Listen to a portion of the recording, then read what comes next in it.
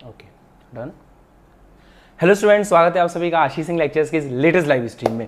दोस्तों इस live stream में हम ना बहुत धांसू टॉपिक पढ़ने वाले हैं और अब आपको इस चैप्टर में ना एकदम वो कहते हैं ना दिल वाला इंटरेस्ट वो आपको आ जाएगा, क्योंकि इस चैप्टर के अंदर अब वो सेक्शन शुरू हो रहा है जिसका आपको बेसब्री से इंतजार था। वो सेक्शन का नाम है क्रिस्टलीय ठोस के बारे में पढ़ना, उसकी संरचनाओं के बारे में पढ़ना और ये जानना कि क्रिस्टलीय ठोस किस प्रकार से बना होता है। ये सब अब शुरू होने वाला है। आप सभी का क्लास में स्वागत है। ये क्लास 2 बैच के बच्चों के लिए हम लोगों ने लॉन्च कर रखी है अभी। एक तो जो बच्चे फोर्स बैच के हैं, जिन्होंने फोर्स बैच ज्वाइन कर रखा है, उन बच्चों के लिए ये क्लास है क्योंकि वो 12th के लिए हमारा बैच है, और एक जिन्होंने IIT JEE और नीट वाला सेक्शन ज्वाइन कर रखा है उन बच्चों के लिए हमारी ये क्लास है।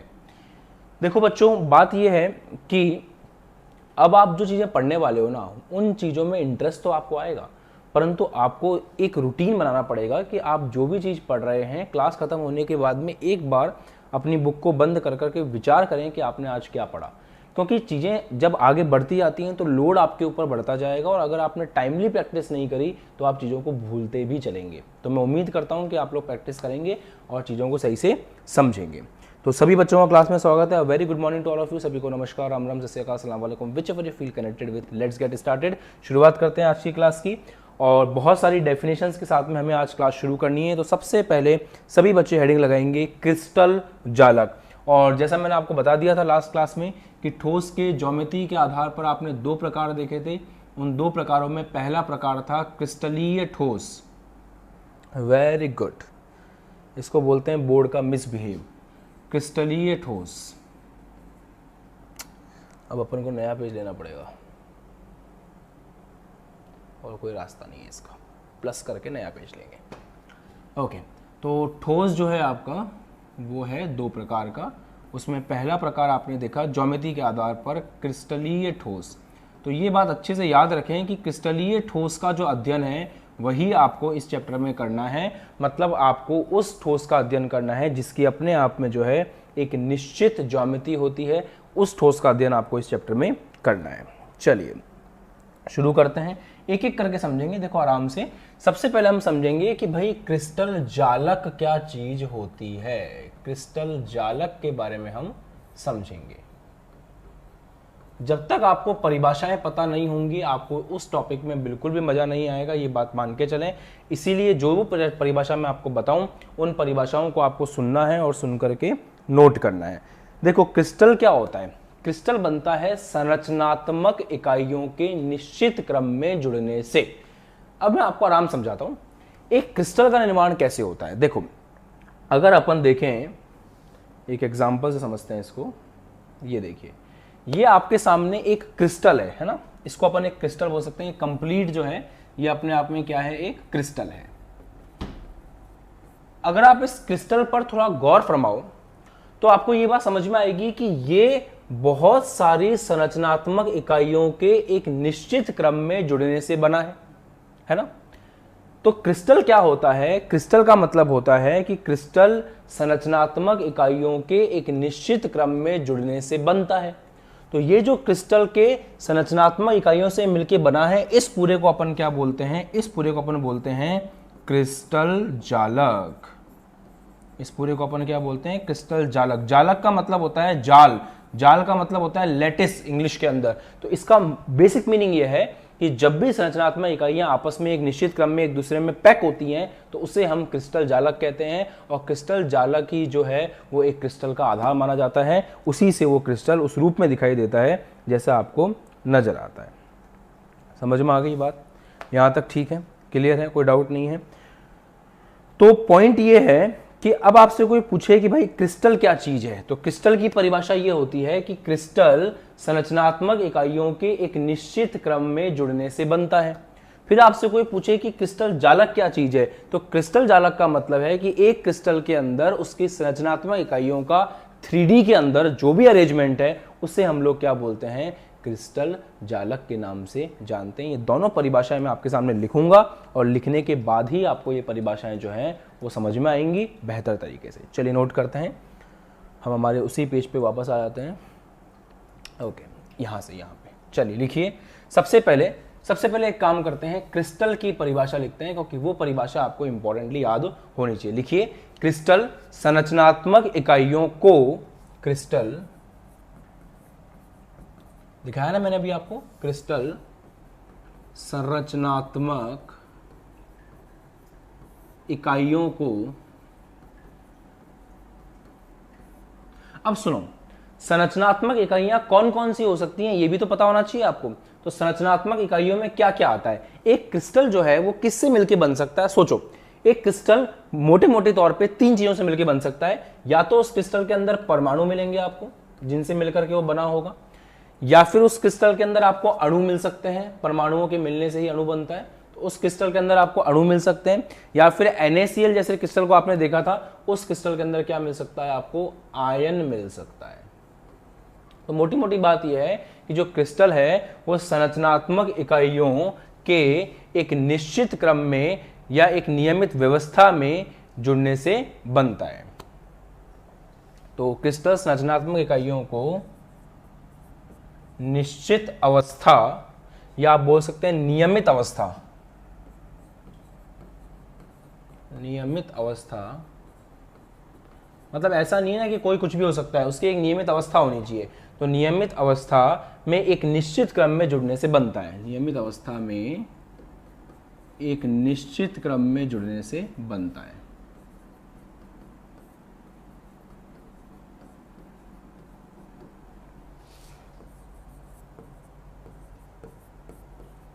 जुड़ने से बनता है। ठीक है, यहां तक बात समझ में आ गई।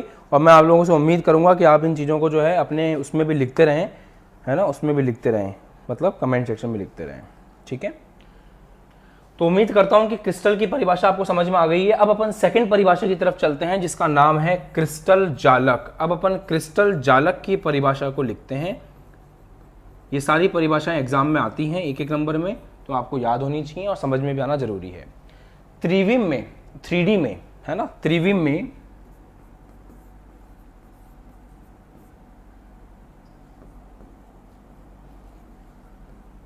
थ्री क्यों बोल रहे हैं बेटा, क्योंकि देखो एक बात को समझो, अभी आपने जो क्रिस्टल देखा था वो क्रिस्टल 1 डायमेंशन, 2 डायमेंशन और 3 डायमेंशन में से कितने डायमेंशन कवर करा था समझिएगा। देखो अगर एक एक्सिस काम में आती है, केवल एक एक्सिस, जैसे अपन बोले कि भाई केवल एक एक्सिस काम में आ रही है, एक्स एक्सिस, तो उसको कहा जाता है एक विमा। या तो अकेली एक्स एक्सिस काम में आए, या अकेली वाई काम में आए, या अकेली जेड काम में आए, तो उसको बोलेंगे अपन एक विमीय।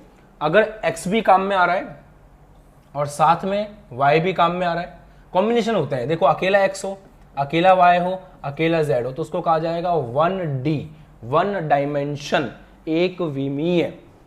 अगर जोड़े के रूप में काम में आए, जैसे x और y का कॉम्बिनेशन मिले आपको, या x और z का कॉम्बिनेशन मिले, या y और z का कॉम्बिनेशन मिले, तो इसको कहेंगे 2D। और अगर x भी हो, y भी हो और z भी हो, जैसा आपको यहाँ पे नजर आ रहा है कि भाई x भी हो, y भी हो और z भी हो, तो अगर तीनों नजर आ जाएं आपको, तो उस केस में x भी हो, y भी हो और z भी हो, तो उसको हम कहते हैं 3D।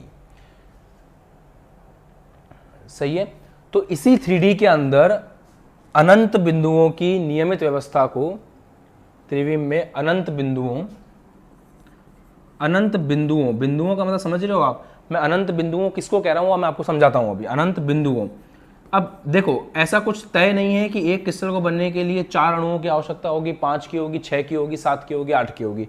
जैसे दुनिया में ऐसा कोई तय नहीं है कि एक मंजिल जब अपन बनाए, घर बनाए, तो घर 10 मंजिल का ही होना चाहिए, 15 मंजिल का ही होना चाहिए। भाई लगे पड़े इंजीनियर, उनका मन ऐसा भयंकर लग रहा है इन चीज़ों में कि वो चाहते हैं कि बड़ी से बड़ी, बड़ी से बड़ी, बड़ी से बड़ी, बड़ी से बड़ी बिल्डिंग वो लोग बनाते चलें। तो इसलिए हम ये बोलते नहीं है कभी भी कि इतनी मंजिल तक ही अलाउ है, इसके आगे आप नहीं जा सकते, ऐसा कभी बोलते नहीं है हम। इसी रीजन से यहां भी हम लोग क्या शब्द काम में ले रहे हैं, अनंत बिंदु। अनंत बिंदु में क्या क्या आ सकता है, आप वही 3 चीजें काम में ले सकते हो, परमाणु ले सकते हो, अणु ले सकते हो, आयन ले सकते हो। तो अनंत बिंदुओं की जो नियमित व्यवस्था है उसे हम लोग किसका नाम देते हैं, क्रिस्टल जालक का नाम देते हैं। तो अनंत बिंदुओं की नियमित व्यवस्था को, नियमित व्यवस्था को क्रिस्टल जालक कहा जाता है, क्रिस्टल जालक कहा जाता है। एक एक परिभाषा मैं चाहूँ तो इसको पीपीटी के फॉर्म में बना करके यहाँ लगा भी सकता हूँ, पर मैं ऐसा नहीं करता। मैं सारी परिभाषाएं खुद अपने हाथ से लिखता हूँ, ताकि जब आप मेरे साथ साथ खुद भी नोट कर रहे हो तो आपको वो परिभाषा याद हो रही हो। क्योंकि एग्जाम में अल्टीमेट गोल ये नहीं है कि भाई हमारे को कोई खर्रा दे देगा और हम नोट करके काम चला देंगे, ऐसे नहीं होता। आपको क्या करना पड़ेगा, आपको खुद याद करना पड़ेगा, खुद लिखना पड़ेगा एग्जाम में, ठीक है। चलो अब इसको थोड़ा और विस्तार में समझते हैं, है ना, थोड़ा विस्तार में समझते हैं इसको। इधर आते हैं, क्रिस्टल की परिभाषा और क्रिस्टल जालक की परिभाषा बहुत स्लाइटली डिफरेंस है दोनों के अंदर, और मैं चाहता हूं कि वो डिफरेंस आपको क्लियर हो। सबसे पहला डिफरेंस ये है कि क्रिस्टल की परिभाषा क्या है। क्रिस्टल को इस तरह से परिभाषित किया गया है कि चाहे परमाणु हो, चाहे अणु हो, चाहे आयन हो, उसको अपन बोलते हैं संरचनात्मक इकाई जिससे क्रिस्टल बन रहा है। तो जब परमाणु, अणु और आयन आपस में एक नियमित अवस्था में निश्चित क्रम में जुड़ते हैं तो उससे किसका निर्माण होता है, उससे निर्माण होता है आपके क्रिस्टल का। तो क्रिस्टल संरचनात्मक इकाइयों के निश्चित क्रम में जुड़ने से बनता है, और जिस निश्चित क्रम में जुड़ करके वो बन रहा है उस निश्चित क्रम को, उस व्यवस्था को, उस अनंत बिंदुओं की स्थिति को, उन अनंत बिंदुओं की 3D के अंदर स्ट्रक्चर को, उनकी व्यवस्था को हम लोग किसका नाम देते हैं, क्रिस्टल जालक का नाम देते हैं। तो उम्मीद करता हूं ये दोनों परिभाषाएं आपको बढ़िया समझ में आ गई हैं। अब नोट के पॉइंट लिखेंगे और फिर अपन आगे बढ़ेंगे। यहाँ आपके कमेंट दिखते रहते हैं, इधर आपके कमेंट दिखते रहते हैं, तो समझ में आता है कि भाई हाँ बच्चों को क्लियर हो रहा है या नहीं हो रहा है। आगे बढ़ें, चलो अब उसी जगह आकर के नोट का पॉइंट बनाते हैं अपन। बाद में ये पीडीएफ कंप्लीटली आपको दी जाएगी एप्लीकेशन पे, इसलिए मैं इसको बहुत स्ट्रक्चर्ड रखने की कोशिश करता हूँ ताकि जो भी बच्चा बाद में एप्लीकेशन में रिवाइज करे उसको चीज़ें सही तरीके से मिले। नोट का फर्स्ट पॉइंट, नोट का फर्स्ट पॉइंट ये बोलता है कि त्रिविम जालक का प्रत्येक बिंदु अन्य बिंदुओं के बिल्कुल समान होता है। त्रिविम जालक का प्रत्येक बिंदु, त्रिविम जालक का प्रत्येक बिंदु अन्य बिंदुओं के बिल्कुल समान होता है। अन्य बिंदुओं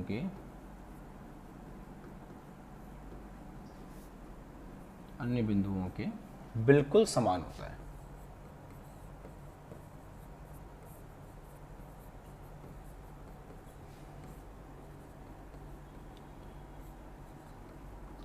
अब इसका क्या मतलब है वो आप एक बार में समझ जाओगे। देखो इसका ये मतलब है, आप इस चीज पे ध्यान दें, इस चीज पे गौर फरमाएं कि ये जो क्रिस्टल जालक आपके सामने नजर आ रहा है, इस क्रिस्टल जालक के किसी भी बिंदु को पकड़ लीजिए। जैसे ये इसका एक बिंदु है, ये एक सेक्शन है, आपने इस सेक्शन पे ध्यान दिया, आपने इस सेक्शन को पकड़ लिया। आप कहीं और जाकर के देखिए आपको क्या नजर आता है। आप इसकी जगह यहां जाकर के देखिए, आपको वही सेक्शन नजर आएगा, वही परमाणु वही अणु नजर आएंगे जो उधर थे। आप यहां चेक करोगे आपको वही परमाणु वही अणु नजर आएंगे। आप यहां चेक करोगे आपको वही परमाणु वही अणु नजर आएंगे। आप कहीं भी चेक कर लो, ये पूरा जो है आपका ये क्रिस्टल जालक है। इस क्रिस्टल जालक के अंदर एक जगह पे आप जाकर के चेक कर लो, आपको बाकी सभी जगह भी वही मिलेगा। इसलिए अपन ने लिखा है कि त्रिविम जालक का जो प्रत्येक बिंदु है वो अन्य बिंदुओं के बिल्कुल समान होता है। मतलब ऐसा नहीं है कि यहाँ पे आपको अलग अणुओं की व्यवस्था मिलेगी और यहाँ पे आपको अलग मिलेगी। जो व्यवस्था यही है एग्जैक्टली सेम व्यवस्था आपको दूसरी जगह देखने को मिलेगी। ये बहुत बड़ी खास बात है, क्योंकि हम उन ठोसों के बारे में पढ़ रहे हैं जिनके अंदर एक निश्चित क्रम है। हम क्रिस्टलीय ठोस का अध्ययन कर रहे हैं, और क्रिस्टलीय ठोस की यही तो सबसे बड़ी खासियत है कि उसके अंदर अणुओं की जो व्यवस्था है वो एकदम निश्चित होती है। तो कहीं भी आप व्यवस्था देखोगे तो दूसरी जगह भी आपको सेम व्यवस्था नजर आएगी।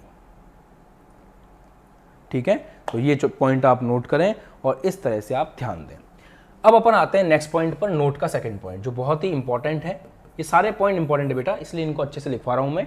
दूसरा पॉइंट है कि त्रिविम जालक का प्रत्येक बिंदु परमाणु या परमाणुओं के समूह को प्रदर्शित करता है। त्रिविम जालक का प्रत्येक बिंदु, त्रिविम जालक का प्रत्येक बिंदु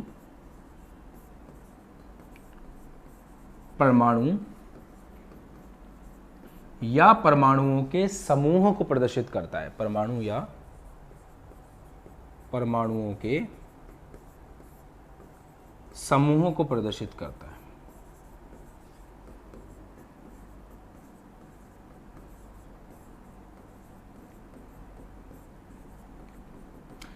ये बात भी एकदम मक्खन है, बहुत सिंपल भाषा में आपको समझ में आ गया होगा कि ये जैसे ये मान लीजिए ये अपन ने चालक का एक बिंदु लिया। बिंदु क्या होता है, किसी क्रिस्टल चालक का बिंदु से मतलब क्या है, बिंदु से मतलब है जहां पे परमाणु या अणु है, सिंपल सी बात है। तो आप यहाँ ध्यान दे सकते हैं, यहाँ पे ग्रीन कलर का और पर्पल कलर का 2 परमाणु हैं। इन्हीं परमाणुओं का जो समूह है ये बार बार हर जगह आपको रिपीट होता हुआ नजर आ रहा है। इसका मतलब ये हुआ कि क्रिस्टल जालक का जो प्रत्येक बिंदु है उस बिंदु पर या तो आपको परमाणु मिलते हैं या आपको उस बिंदु पर परमाणुओं का समूह मिलता है। मोटी मोटी बात है, वापस समझाऊं। जैसे मान लीजिए आपने कोई भी क्रिस्टल जालक को पकड़ा, उस क्रिस्टल जालक के अंदर किसी भी बिंदु पे आप जाकर के देखिए, या तो आपको वहां पे परमाणु मिलेगा या परमाणुओं का समूह एक निश्चित क्रम में जुड़ा हुआ मिलेगा। वही निश्चित क्रम हर जगह रिपीट हो रहा होगा। तो अगर आपने एक जगह पे एक क्रम देख लिया तो दूसरी जगह पे भी वो क्रम एग्जैक्टली सेम आपको नजर आएगा। यही एक बहुत बड़ी खास बात है जो आपको समझनी थी और जो मुझे आपको बतानी थी। क्लियर है? यहां तक कोई भी संशय आ रहा है आपके मन में, कोई भी डाउट आ रहा है, आपको पूछना चाहिए, क्योंकि जब तक आप पूछेंगे नहीं आप सीख नहीं पाएंगे। और अभी तो हमने इस टॉपिक को स्टार्ट ही किया। आज 1 घंटे में हमको बहुत कुछ पढ़ना है और हर चीज़ को विजुअलाइजेशन से पढ़ाने की कोशिश कर रहा हूँ मैं, कि जो भी चीज़ आप पढ़ें वो चीज़ आप विजुअलाइजेशन से पढ़ें, क्योंकि बिना विजुअलाइजेशन की चीज़ों को पढ़ना और समझना बहुत मुश्किल होता है।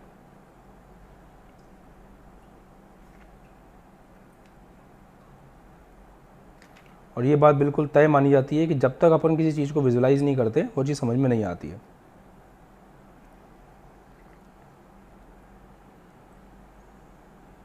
कमेंट करके बताइए।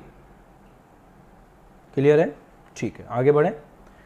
अनुमति है हमको आगे बढ़ने की? ठीक है, यहां तक तो आपको समझ में आ गया है। अब हम एक चीज पे आते हैं। एक बात आप मुझे बताओगे सब लोग, उसके हिसाब से मैं आगे बढ़ूंगा फिर, कि आप लोगों ने एक चीज नोटिस करी कि कभी भी अगर अपन एक दीवार को देखें जो ईंटों से मिलकर के बनी हुई है, अब ये मत बोलना कि सर हमने ईंटों वाली दीवार कभी देखी नहीं है, क्योंकि ऐसा संभव नहीं है। आप लोगों ने ईंट वाली दीवार कभी ना कभी देखी ही होगी अपने जीवन काल में। ठीक है, अगर मैं ये बोलूं कि ईंट वाली जो दीवार है उस पूरी ईंट वाली दीवार को मैं मेरा क्रिस्टल जालक मान रहा हूं, ये जो पूरी दीवार है इसको क्या मान रहा हूं मैं? क्रिस्टल जालक मान रहा हूं।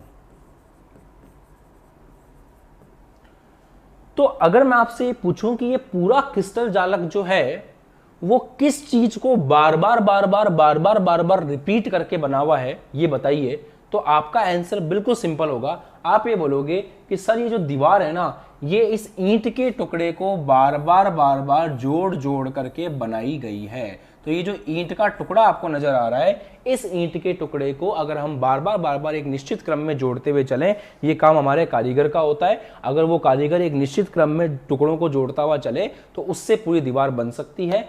इसका मतलब यह हुआ कि क्रिस्टल जालक के अंदर एक हिस्सा ऐसा होता है जिस हिस्से को अगर 3D के अंदर बार बार रिपीट किया जाए तो पूरा क्रिस्टल जालक बनकर के तैयार हो सकता है। उस हिस्से को बोलते हैं यूनिट सेल। तो अगर इस पूरे दीवार को मैं क्रिस्टल मान के चलूं तो ये जो ईंट है बच्चों, ये है यूनिट सेल। इसको हिंदी में इकाई सेल के नाम से भी जानते हैं और कुछ लोग इसको एकक कोष्टिका भी कहते हैं। तो आपको सारे नाम पता होने चाहिए, क्योंकि एग्जाम में हम नहीं जानते कि टीचर किस नाम से पूछेगा। तो आपको सारे नाम पता होने चाहिए कि क्रिस्टल जालक का वह त्रिविमीय हिस्सा जिसको त्रिविमा के अंदर बार बार दोहराने पर पूरा क्रिस्टल जालक बनकर के तैयार हो जाए, उसे हम लोग किसका नाम देते? उसे हम लोग नाम देते हैं अपनी एकक कोष्टिका का। बताओ जी, यहां तक मजा आया आपको? किसी प्रकार की कोई समस्या हो तुरंत बताने का, आलस नहीं करने का।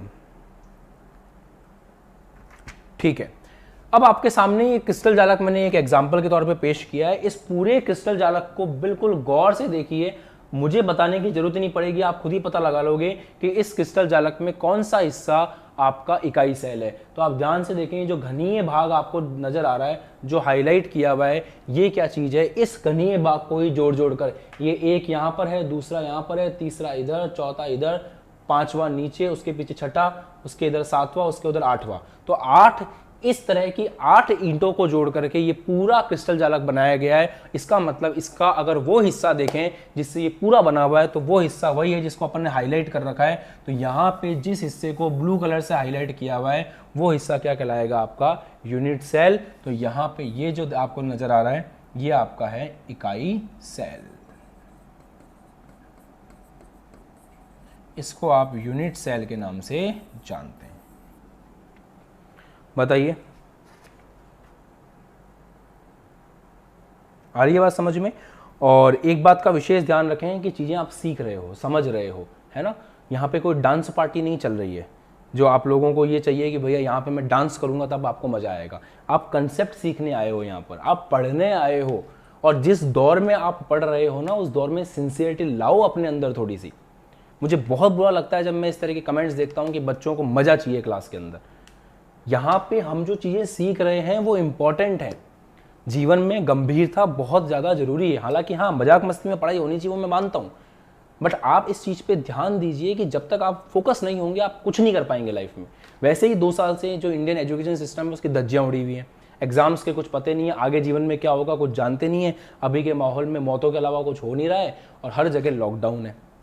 तो इस स्थिति में अगर एक टीचर आपको कुछ पढ़ा रहा है तो वो उस बात की वैल्यू रखिए, क्योंकि लॉकडाउन कभी भी कहीं भी लग सकता है और क्लासेस कभी भी बंद हो सकती हैं। इसका कोई भरोसा नहीं है। ऑफिस आज चल रहा है कल नहीं चले, कुछ नहीं कह सकते हम। इसलिए जो जहाँ जितना जिससे पढ़ने को मिल रहा है पढ़िए सिंसियरली से, नहीं तो फिर कुछ कर नहीं पाओगे जीवन में। चलो अब आप एक काम कीजिए, एकक कोष्टिका की परिभाषा लिखिए। एकक कोष्टिका की परिभाषा लिखिए। यूनिट सेल की परिभाषा लिखिए। एक एक परिभाषा आपको लिखनी है अच्छे से और उसको याद रखना है, ठीक है। इकाई सेल जालक बिंदुओं का त्रिविम समूह होता है। इकाई सेल जालक बिंदुओं का त्रिविम समूह होता है। जालक बिंदुओं का त्रिविम समूह होता है।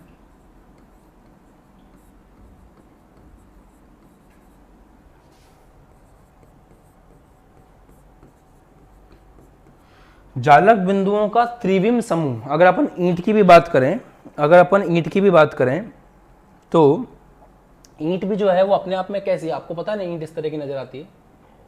तो जिस ईंट से आपने पूरी दीवार बना रखी है ना, वो ईंट भी अपने आप में जालक बिंदुओं का त्रिविम समूह है। मतलब 3D शेप है उसके अंदर भी, ऐसा नहीं है कि वो 2D है। 2 विमाओं वाला खेल नहीं है वहां पे भी 3 विमाएं काम में आ रही हैं। तो आपका जो इकाई सेल है वो जालक बिंदुओं का त्रिविम समूह होता है, जिसे बार बार दोहराने पर संपूर्ण क्रिस्टल जालक का निर्माण होता है। जिसे बार बार दोहराने पर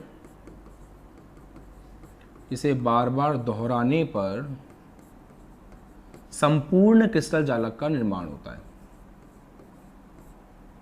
इसे बार बार दोहराने पर संपूर्ण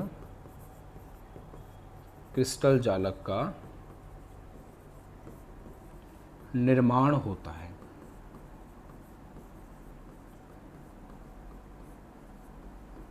ये बात समझ गए कि अगर इसको बार बार रिपीट करेंगे तो हमें क्या मिल जाएगा? पूरा का पूरा क्रिस्टल जालक हमें प्राप्त हो जाएगा। ये आपकी इकाई सेल है।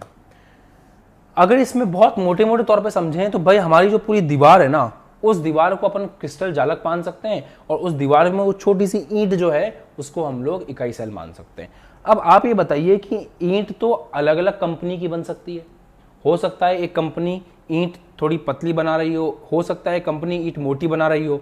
तो इसका मतलब ये हुआ कि जो हमारी इकाई सेल है वो भी अलग अलग प्रकार की हो सकती है। तो इस हिसाब से हम लोग इकाई सेल को जब बनाते हैं, जैसे फॉर एग्जाम्पल एक आपने शब्द सुना होगा पैरामीटर। मैं पैरामीटर के बारे में आपको समझाता हूँ। जैसे मान लीजिए जब एक मोबाइल को बनाया जाता है तो हाँ, जो बच्चे क्लास में कमेंट वगैरह कर रहे हैं, चीज़ों को लिख रहे हैं, वो बहुत अच्छी बात है, देख के बहुत अच्छा लगता है। सुनिए, पैरामीटर का क्या मतलब है। जैसे मान लीजिए कोई मोबाइल वगैरह आप बनाते हो तो मोबाइल बनाते वक्त आप कुछ पैरामीटर रखते हो। पैरामीटर का मतलब ये होता है कि भैया हमारा जो मोबाइल है उसके अंदर इतने GB की रैम होनी चाहिए, इतना उसका स्क्रीन साइज होना चाहिए, इतना उसके अंदर प्रोसेसर होना चाहिए, इतना उसके अंदर जो है पोर्ट होने चाहिए, भाई हमें 3.5 mm जैक चाहिए या नहीं चाहिए, तो वो सब क्या होते हैं, पैरामीटर कहलाते हैं। जब आप कपड़े सिलवाने जाते हो तो आपके कुछ पैरामीटर्स होते हैं कि भाई यहाँ का नाप इतना चाहिए, चेस्ट का नाप इतना होना चाहिए, हमारी कमर इतनी है, उसके हिसाब से वो पैरामीटर सेट करता है और आपके कपड़े सिलता है। तो पैरामीटर शब्द का मतलब समझ में आ गया आपको। ऐसे ही जब आप एकक कोष्टिका बनाओगे तो एकक कोष्टिका के भी अपने कुछ पैरामीटर होते हैं, उन पैरामीटर के आधार पर ही एकक कोष्टिका को बनाया जाता है। अब हम डिस्कस करेंगे कि वो पैरामीटर कौन कौन से हैं जिन पैरामीटर के आधार पर आपको एकक कोष्टिका जो है वो देखने को मिलती है। अब बात उसके बारे में की जाएगी। तो मैं आपके सामने एक नॉर्मल सी एकक कोष्टिका बना रहा हूं। अब ये देखेंगे कि इस एकक कोष्टिका के अंदर ऐसे कौन कौन से पैरामीटर हैं जिनके आधार पर इस एकक कोष्टिका को बदला जा सकता है या फिर इस एकक कोष्टिका के अंदर परिवर्तन किए जा सकते हैं। ये एक सामान्य रूप में मैंने एकक कोष्टिका ले ली। अब हम इसका एक्स, वाई और जेड की बात करें तो ये आप बोल सकते हैं कि एक्स अक्ष हो गया आपका, इसको आप बोल सकते हो वाई अक्ष है, और इसको आप बोल सकते हो कि ये आपका जेड अक्ष है। ठीक है, बट अपन को इस तरह से दिखाना चाहिए था इसको। ठीक है, एक काम करते हैं,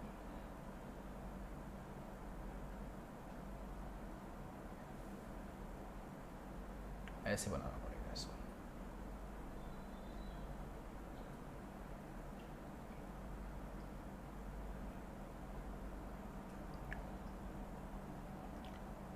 एक नॉर्मल सी जो ईंट है, उस ईंट को आप कितने रूप में बना सकते हो या उस ईंट के अंदर कौन कौन सी चीज़ों में हम परिवर्तन करें कि वो ईंट बदल जाए, उसी को कहा जाता है नॉर्मली आपके पैरामीटर।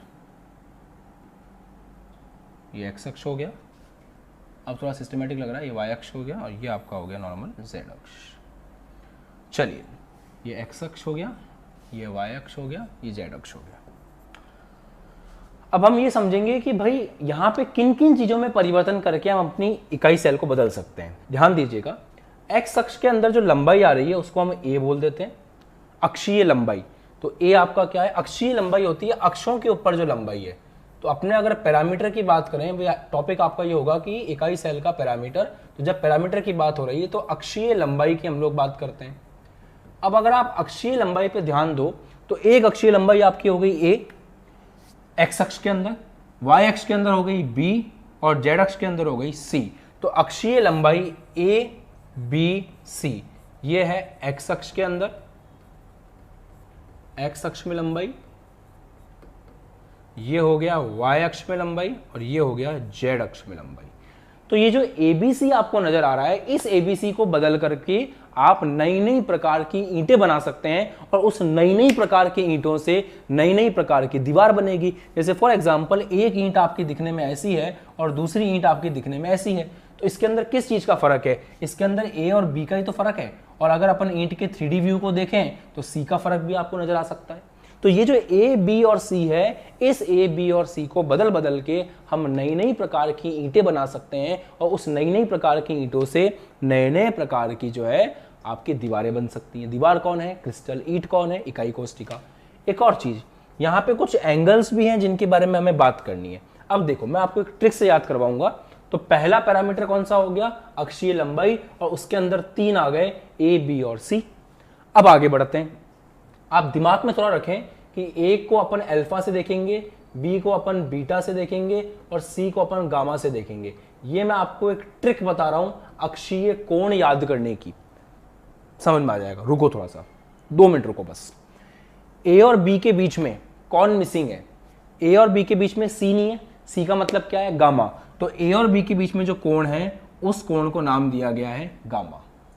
मैं इस तरह से आपको याद करवाना चाह रहा था कि आप चीज़ों को अच्छे से याद कर लें। याद कैसे करना है अपन को, बहुत सिंपल है। हम लोगों को ध्यान में रखना है कि ए को हम अल्फा से रिजेंबल कर रहे हैं, बी को हम बीटा से कर रहे हैं, बी से कर रहे हैं, बी को बीटा से कर रहे हैं और सी को गामा से कर रहे हैं। तो ए और बी के अंदर कौन सी चीज गायब है, तो ए और बी के अंदर गायब है सी। तो सी मतलब गामा, तो इनके बीच का कोण कौन सा होगा, गामा होगा।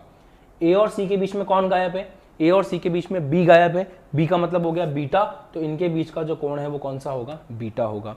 बी और सी के बीच में कौन गायब है, बी और सी के बीच में गायब है ए का मतलब हो गया अल्फा, तो अल्फा होगा बी और सी के बीच का कोण।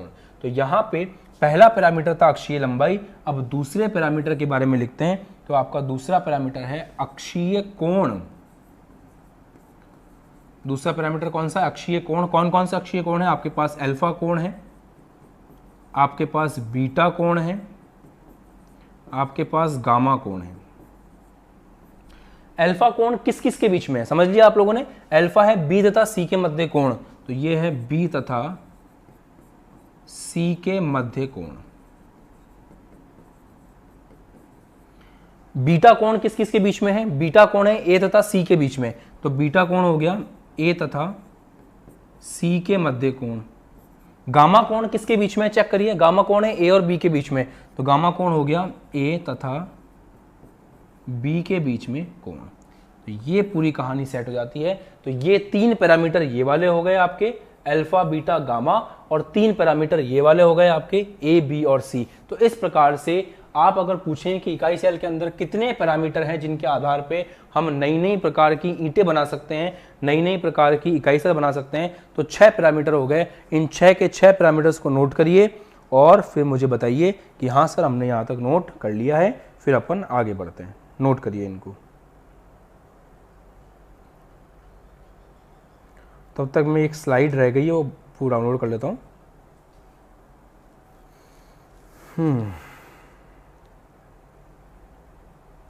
एक स्लाइड आपको दिखानी है, वो मैं एक बार डाउनलोड कर लूँ।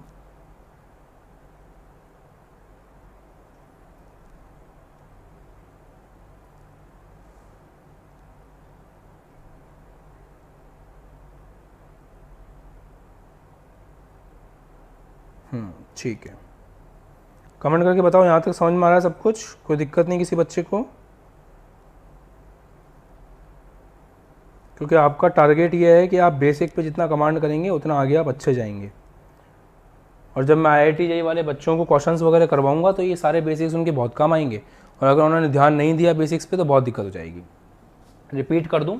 ठीक है, यहाँ तक मैंने जो कुछ भी पढ़ाया है उन सबको मैं फटाफट रिपीट करता हूँ, फिर आगे बढ़ते हैं। सबसे पहले आपने ये जाना कि क्रिस्टल का मतलब क्या होता है। क्रिस्टल का मतलब होता है बेटा संरचनात्मक इकाइयों को जब अपन जोड़ते हैं आपस में तो उससे जो पूरा निर्माण होता है जिस व्यवस्था का, उसको अपन क्रिस्टल कहते हैं। और वो जो व्यवस्था उसके अंदर है उसको अपन लोग क्रिस्टल जालक का नाम देते हैं। क्रिस्टल जालक पर अगर आप ध्यान दोगे तो क्रिस्टल जालक के अंदर क्या होता है, प्रत्येक बिंदु या तो परमाणु या परमाणुओं के समूह को प्रदर्शित करता है। दूसरी बहुत बड़ी बात यह है कि क्रिस्टल जालक का एक बिंदु जैसा होता है, बाकी सारे बिंदु वैसे के वैसे ही होते हैं, सब सेम होते हैं, क्योंकि यहाँ पे एक निश्चित व्यवस्था है जो बार बार क्या होती है, रिपीट होती है। और यही अपन ने क्रिस्टल जालक के बारे में पढ़ा भी था। फिर आप लोगों ने ये समझा बहुत खूबसूरती से कि इकाई सेल का मतलब क्या होता है। इकाई सेल का मतलब है पूरे क्रिस्टल जालक का वह हिस्सा, वह छोटा सा हिस्सा जिसको बार बार रिपीट करने से पूरा क्रिस्टल बन जाए, उसे हम कहते हैं आपका इकाई सेल। और इकाई सेल की परिभाषा फिर आप लोगों ने देख ली, और इकाई सेल के पैरामीटर पे आप लोग आ गए कि अपन लोग नई नई प्रकार की इकाई सेल कैसे बना सकते हैं। अब देखो, इसका मतलब तो ये हुआ ना कि इसको देख करके एक बात समझ में आती है कि अगर ए बी और सी को हम लोग चेंज कर दें, अल्फा बीटा गामा को हम लोग चेंज कर दें, तो उससे नई नई प्रकार की इकाई सेल बन सकती हैं। अब मैं आपको उन्हीं 7 इकाई सेलों से मिलवाने जा रहा हूं जो ए बी सी और अल्फा बीटा गामा को चेंज करने से बनती है। मोटी बात आप याद रखें कि आप एक फैक्ट्री में काम करते हैं और आपको मैंने कहा कि अलग अलग प्रकार की ईंटें बनाओ, तो आपने क्या किया, एक ईंट को पकड़ा और उस ईंट में देखा कि किन किन चीज़ों को चेंज करने से ईंट बदल सकती है। तो आपने पता लगा लिया कि ए बी सी और अल्फा बीटा गामा को चेंज करने से ईंट को बदला जा सकता है, और उस हिसाब से आपने ईंटें जो है वो बनाना शुरू कर दिया। अब मैं आपको ये समझाता हूं कि मैं क्या कहना चाह रहा हूं। मतलब जो 7 क्रिस्टल सिस्टम है, हम उन 7 क्रिस्टल सिस्टम के बारे में बात करते हैं। बस ये स्लाइड डाउनलोड हो जाए आपके लिए, फिर हम लोग इसको देखते हैं।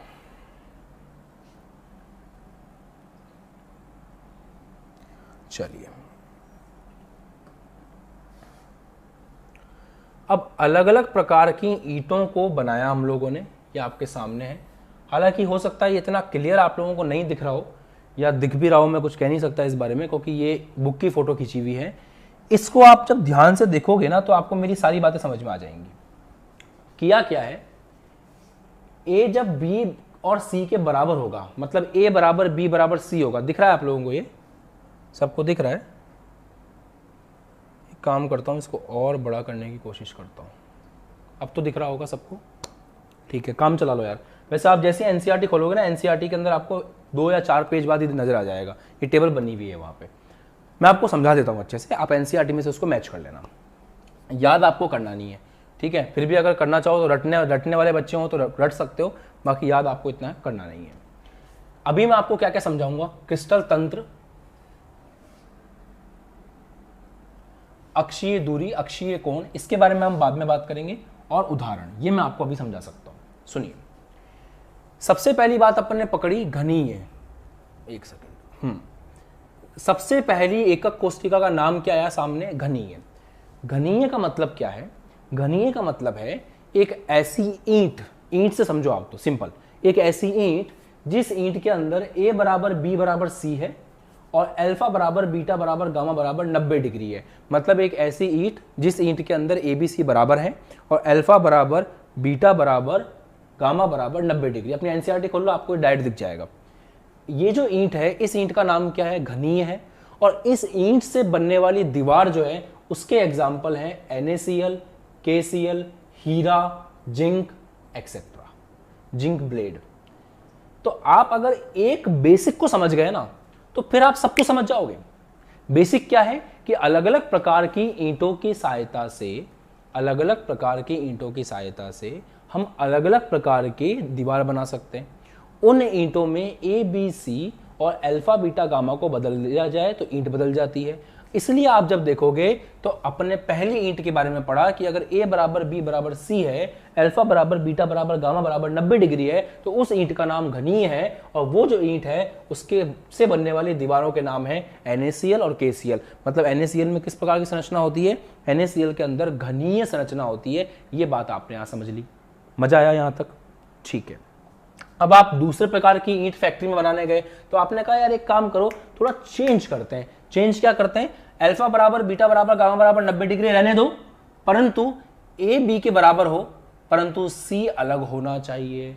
तो हमने क्या किया, A और B को तो बराबर रखा, मतलब इसे ईंट बना रहे हो तो ये आपका A है और ये आपका B है, तो A और B को बराबर रखा। जो जेरक्स के अंदर C है उस C को हमने बदल दिया, तो उससे एक नई प्रकार की ईंट बन गई। उस ईंट का नाम है चतुष्फलकीय।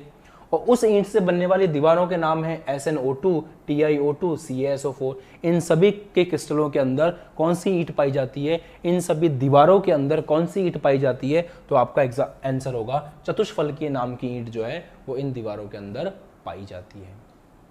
आया मजा, समझ में आया? ओके, बढ़िया जी। चलो जी, अब इसके इस प्रकार के कितने हैं, 7 हैं, 3, 4, 5, 6, 7। अब 2 प्रश्न हैं जो एग्जाम में बहुत ज्यादा पूछे जाते हैं इस टेबल में से। पहला प्रश्न है, इस टेबल में से आपसे ये पूछा जाएगा कि ये बताइए कि ऐसा कौन सा क्रिस्टल सिस्टम है, ऐसा कौन सा क्रिस्टल तंत्र है जो सबसे ज्यादा व्यवस्थित है, और ऐसा कौन सा क्रिस्टल तंत्र है जो सबसे घटिया है। घटिया मतलब सबसे अव्यवस्थित है। तो अगर आपसे कोई पूछे कि कौन सा क्रिस्टल तंत्र जो है वो सबसे सममित है, सिंपल भाषा में बोला जाए तो सममित, सम्मित है, सिमेट्रिकल है, तो आप ध्यान रखें कि घनीय आपका एक ऐसा क्रिस्टल तंत्र है जो सबसे ज्यादा सम्मित है, क्योंकि इसके अंदर A बराबर B बराबर C है और अल्फा बराबर बीटा बराबर गामा बराबर 90 डिग्री है। एक आपसे पूछें कि सबसे घटिया वाला कौन सा है, सबसे असम्मित कौन सा है, तो वो आपका कहलाएगा त्रिनताक्ष। नोट करो, कमेंट सेक्शन में लिखो कि त्रिनताक्ष जो है वो सबसे घटिया है, क्योंकि उसमें A, B और C तीनों बराबर नहीं है। A not equal to B not equal to C, और अल्फा बराबर alpha not equal to beta, beta not equal to gamma, और तीनों 90 डिग्री के बराबर भी नहीं है। तो इसके अंदर तो अच्छी बात यह है कि A बराबर B बराबर C है, अल्फा बराबर बीटा बराबर गामा बराबर 90 डिग्री है। इसके अंदर सब कुछ ही उल्टा है, A B के बराबर नहीं है, B C के बराबर नहीं है, अल्फा बीटा के बराबर नहीं है, बीटा गामा के बराबर नहीं है, और तीनों 90 डिग्री के बराबर नहीं है। तो इस हिसाब से देखा जाए तो आपका सबसे सम्मित में आता है घनीय और सबसे घटिया में आता है त्रिनताक्ष। इस बात को आप नोट कर लीजिए, ठीक है, बढ़िया। अब आपसे मैं एक सवाल पूछूं छोटा सा, क्योंकि मेरा हक बनता है ना इतना पढ़ाने के बाद आपसे एक सवाल पूछने का। अच्छा, आपको पहले मैं क्रिस्टल संरचना दिखा देता हूं, ये देख लीजिए। ये वो 7 प्रकार की ईंटें हैं जो आपने बनाई हैं। ये वो 7 प्रकार की ईंटें हैं। मैंने कहा ना अल्फा ए बी सी और अल्फा बीटा गामा को बदल करके आप अलग अलग प्रकार की ईंटें बना सकते हो। वही चीज समझाई हुई है कि ये आपका ए है। एक सेकेंड, थोड़ा सा धुंधला हो सकता है, या आपको तो बस मोटी मोटी बात समझनी है कि ये आपका ए ले लिया, बी ले लिया, सी ले लिया, अल्फा बीटा गामा ये एंगल हो गए। अब इन एंगल को बदल बदल के आप अलग अलग प्रकार की ईंटें बना रहे हो। तो सबसे पहले ईंट आपकी जो आपके सामने लिखी हुई है वो है घनीय, और घनीय के अंदर आपने देखा ए बराबर बी बराबर सी है और अल्फा बराबर बीटा बराबर गामा बराबर 90 डिग्री है। अब ये जो ईंट बन करके तैयार हुई है, इससे बनने वाले घर जो है वो अलग प्रकार के होंगे। एक ईंट आपकी जो मैंने आपको बताया था ना त्रिनताक्ष को ढूंढते हैं, ये रहा, ये आपका त्रिनताक्ष है।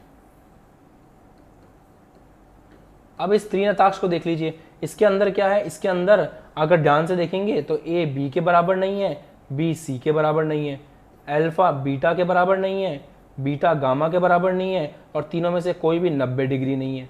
तो ये एक अलग प्रकार की ईंट है, ये एक अलग प्रकार की ईंट है। ऐसी कितनी ईंटें बन सकती हैं? A B C alpha beta gamma को चेंज करके इस प्रकार से 7 ईंटें बन सकती हैं। तो इनको कहते हैं 7 क्रिस्टल तंत्र। इनको क्या बोलते हैं? इनको कहा जाता है 7 क्रिस्टल तंत्र। ठीक है, बताओ समझ में आया यहां तक? तो ये 7 क्रिस्टल तंत्र आपके सामने नजर आते हैं। बढ़िया। तो ये सबसे अच्छा वाला, ये सबसे घटिया वाला, ये त्रिनताक्ष है, और वो आपका क्यूबिक है, घनीय है। आगे बढ़े, यहां तक सब समझ में आ गया सबको? ठीक है। अब क्या होता है कि एकक कोष्टिकाओं के भी प्रकार होते हैं। मतलब ये जो आपको ईंटें दिख रही है ना, सबसे पहले तो ये ईंटें कैसे बनी है आपको समझ में आ गया। इन ईंटों को बनाने के लिए हम लोगों ने कुछ नहीं किया, बस ए बी सी और अल्फा बीटा और गामा, इनके अंदर हम लोगों ने परिवर्तन किया। ए बी सी और अल्फा बीटा गामा में परिवर्तन करने से हमारे पास बढ़िया बढ़िया तरह से नई नई ईंटें बन के तैयार हो गई। इन ईंटों के भी प्रकार होते हैं।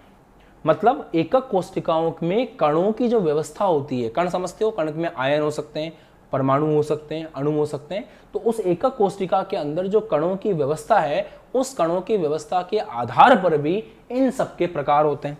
और वो प्रकार अपन को अगली कक्षा में डिस्कस करने हैं, जिसके अंदर आता है SCC, BCC, FCC। इन सब के बारे में जो है आप अगली क्लास में पढ़ोगे। सरल एकक कोष्टिका, अंतः एकक कोष्टिका और फलक केंद्रीय एकक कोष्टिका, इन सब के बारे में आप बहुत डिटेल में पढ़ोगे नेक्स्ट क्लास के अंदर। तो सबसे पहले मुझे ये बताओ कि यहाँ तक की कहानी समझ में आ गई? अमरिंदर कह रहे हैं एप्लीकेशन पर कब लाइव आओगे? देखो बच्चों, एक बात क्लियर कर दूं मैं, जितनी भी थ्योरी क्लासेस हैं वो यूट्यूब पर ही चलेंगी। जब क्लासेस कंप्लीट हो जाती हैं तो उन क्लासेस के कंप्लीट होने के बाद में आपको जो है, जब क्वेश्चंस करवाए जाएंगे, जब आपको IIT JEE की शीट सॉल्व करवाई जाएंगी, जब आपको NCERT के सारे क्वेश्चन करवाएंगे, प्रीवियस ईयर क्वेश्चन करवाएंगे, उसके आपको प्राइवेट लिंक उन बच्चों को दिए जाएंगे जिन्होंने बैचेस के अंदर ज्वाइन है, जिन्होंने एप्लीकेशन को ज्वाइन कर रखा है। बाकी नॉर्मल थ्योरी क्लास जो है वो यूट्यूब पर चलेगी सबके लिए, ताकि सब बच्चे पढ़ाई कर सकें। जिन बच्चों ने कोर्स परचेज कर रखा है उनको स्पेशल क्लासेस के तौर पर न्यूमेरिकल्स मिलेंगे, उनको स्पेशल क्लासेस के तौर पर देखने को मिलेंगी एक्स्ट्रा क्लासेस, जिसके अंदर उनसे बात की जाएगी, उनसे इंटरेक्ट किया जाएगा, उनको स्पेशल क्वेश्चंस कराए जाएंगे, प्रीवियस ईयर क्वेश्चंस कराए जाएंगे, टेस्ट वो बच्चे दे सकते हैं एप्लीकेशन में, असाइनमेंट वगैरह एप्लीकेशन में दिए जाते हैं, नोट्स मिलते हैं एप्लीकेशन के अंदर, PDF मिलती है आपको, क्लासरूम PDF मिलती है, ये सारे वीडियो वहाँ पे आपको मिलते हैं, प्लस एक्स्ट्रा वीडियो कुछ और भी मिलते हैं जिनको आप डाउनलोड करके रख सकते हैं बिना किसी ऐड के, सारे वीडियो आप वहाँ पर देख सकते हैं। तो ये हम लोगों ने पैटर्न बनाया है इस साल के लिए, और यही पैटर्न जो है पूरे साल चलेगा। ठीक है, बात समझ में आ गई? तो इसी के साथ में क्लासेस कवर हो रही हैं, और उम्मीद करता हूं कि आज की क्लास आपको समझ में आ गई है। अब हम जो है अगली क्लास से अब डिस्कस करना शुरू करेंगे कि भाई किस प्रकार से आगे इकाई सेल को हम लोग वर्गीकृत कर सकते हैं, और इकाई सेल के कौन कौन से प्रकार हैं वो अगली क्लास में आप पढ़ोगे, जिसमें SCC, BCC, FCC का अध्ययन आपको करना है। यहाँ तक रिवाइज करके आइएगा, अच्छे से रिवाइज करके आइएगा, क्योंकि रिवीजन जितना अच्छा रहेगा चीज़ें उतनी बढ़िया समझ में आएंगी। ठीक है, तो आपके पास 2 दिन का समय है, सैटरडे संडे, आराम से बैठ करके इन सबको रिवाइज कीजिए, ताकि अगली क्लास में आप और बेहतर समझ सकें। तो मिलेंगे आपसे अगली क्लास में। सब अपना ध्यान रखिए, घर पे रहिए, खुश रहिए, मस्त रहिए, पढ़ाई करते रहिए और रेगुलरली क्लास में आते रहिए। बाय बाय, जय हिंद, टेक केयर, ध्यान रखिएगा, जय हिंद।